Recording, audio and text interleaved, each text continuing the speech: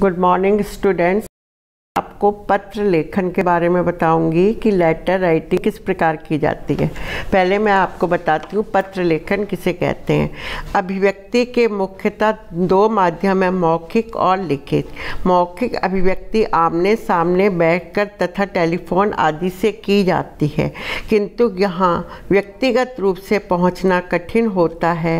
यह अभिव्यक्ति को प्रमाण रूप में प्रस्तुत करना हो अथवा उसे एक ऐतिहासिक दस्तावेज बनाना हो तो भाषा के लिखित रूप का सहारा लेना पड़ता है। अभिव्यक्ति की प्रक्रिया में पत्र अपना अत्यंत महत्वपूर्ण स्थान रखते हैं।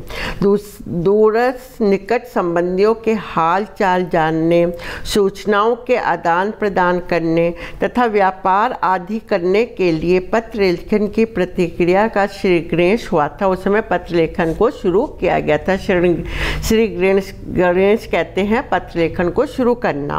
पत्र लेखन अभिव्यक्ति का अत्यंत लोकप्रिय माध्यम बना है।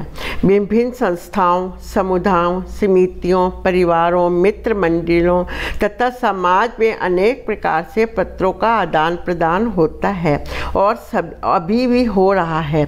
यह बात अलग है कि आजकल व्यक्तिगत कुशल क्षेम एवं सूचनाओं के आदान प्रदान के लिए पत्रों का प्रयोग बहुत ही कम रह गया है।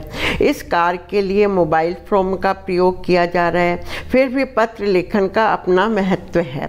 पत्रों का महत्व है पारिवारिक, सामाजिक, आर्थिक, राजनीतिक, व्यापारिक तथा धार्मिक क्षेत्रों में पत्र अपना विशेष महत्व रखते हैं।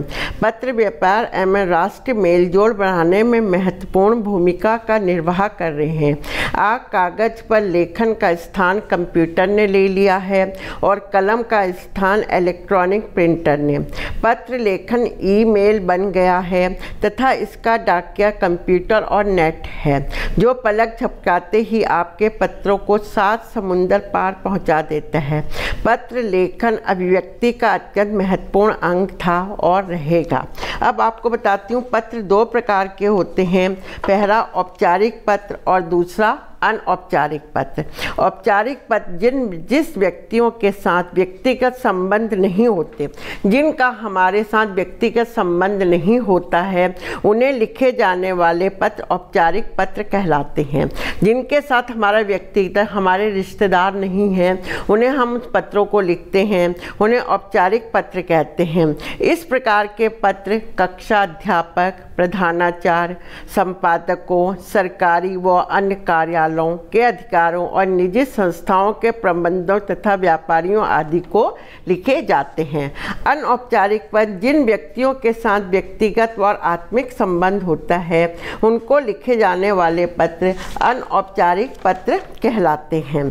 ऐसे पत्र प्राय संबंधी, मित्रों, परिवारों के सदस्यों को लिखे जाते हैं।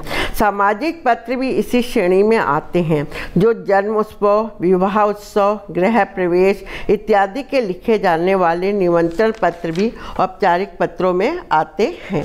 अब मैं आपको बताती हूँ औपचारिक पत्र निम्नलिखित प्रकार के होते हैं।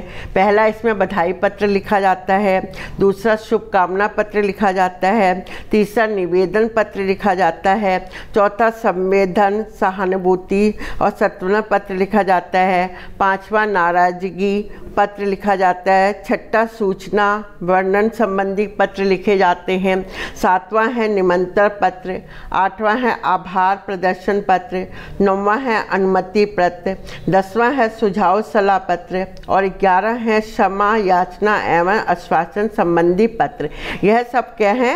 अनौपचारिक पत्र। जब अनौपचारिक पत्र लिखते हैं, उसके ऊपर आप परीक्षा भवन लिखेंगे। अपना जब परीक्षा भवन में दे रहे हैं, परीक्षा भवन, उसके नीचे अपने स्थान का नाम, जैसे न्यू दिल्ली, दिल्ली, दिनांक लिखेंगे। उसके बाद यदि आप अपने किसी चाचा चाची को लिख रहे हैं तो आदरणीय चाचा जी, क्योंकि बड़े जनों को लिख रहे हैं तो सादर प्रणाम प्रणाम, और यदि अपने मित्र या छोटे भाई को लिखते हैं तो सप्रेम नमस्ते लिखेंगे। उसके नीचे आप लिखेंगे जो आपका मैटर है पत्र का। यदि मित्र को भाई की नौकरी मिलने की खुशी में बधाई पत्र लिखे हैं तो आपको मित्र को उसके बारे में लिखेंगे। और उसके लास्ट में आप लिखेंगे आपका प्यारा भतीजा। आप चाचा जी को लिख रहे हैं इसलिए आपका प्यारा भतीजा लिख के आप क्या लिखेंगे, उसके बाद अपना नाम ना लिख के जो बोर्ड में प्रश्न लिखे जाते हैं उसमें कै गै लिखेंगे। आज आपको मैंने ये बताया कि पत्र कितने प्रकार के होते हैं, औपचारिक, अनौपचारिक पत्र भी कितने प्रकार के होते हैं। कल हम एक पत्र लिख के मैं आपको बताऊंगी कि उसे कैसे लिखा जाएगा।